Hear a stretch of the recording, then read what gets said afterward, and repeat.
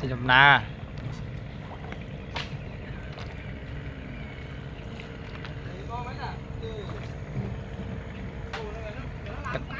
tật lang khăng lì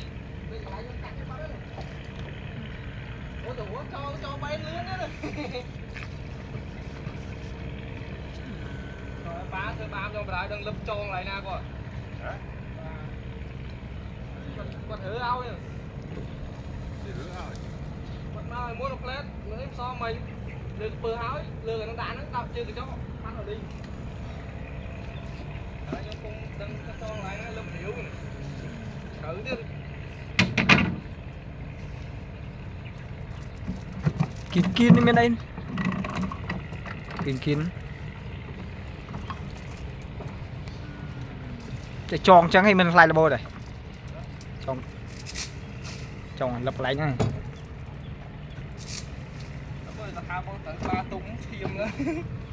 lập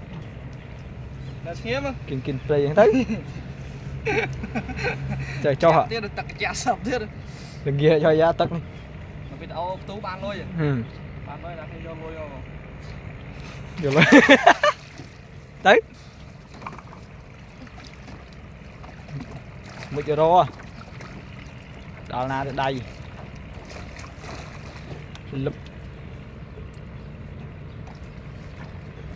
rồi gặp pư thay thay cho mỗi lần rồi khơi gặp pư nữa khơi này kìa lưỡi sắt nha tật hôi tay chướng cái này hôi bu là hôi tật lang màu lang bị chân vậy mà tật từ màu bị hàng màu bị chân hôi tới bằng lưỡi sao bây giờ sai clay mùi sai clay này sai clay mất lang bằng tờ lìa sạp hầu tới trứng tất hôi tới bằng tờ lìa sạp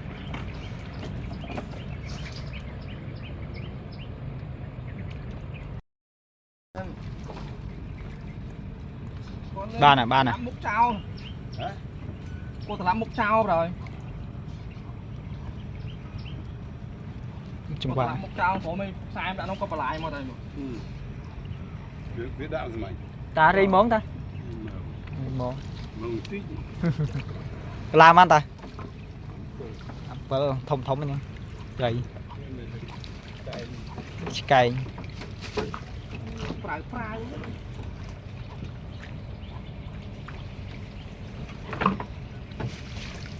mày bà nó thì trâu không chịu nữa này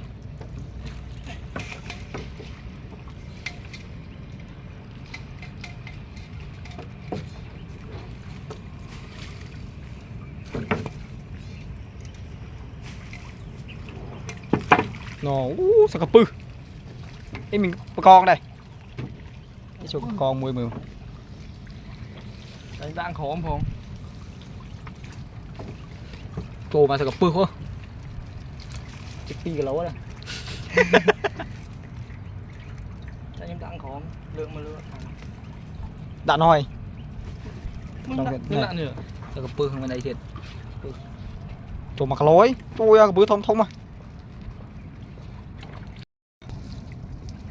pư hơn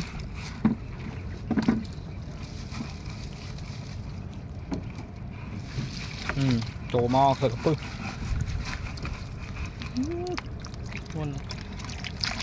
tôi bị con điên nè cho nên mình con này mà biết này pư cái nhất nó tôi cặp mà na cặp pư phần nắng luôn ơi cặp pư sống quanh nhá nè em này từ nào bắt đấy mình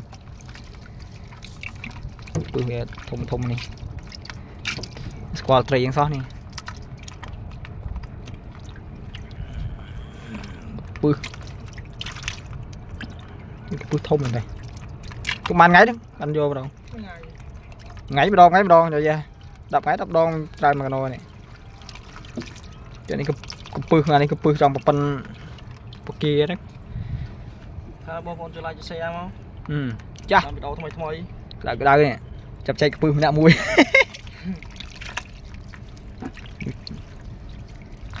Này tây nè. Pong ban. Nè một khai nữa đó nè. Pư hả? Lập đạp lên. Đi thôi. Pư cho bay khăm cái pư. Bay khăm này. Tạch nó đó xong giờ. Mình bay khăm.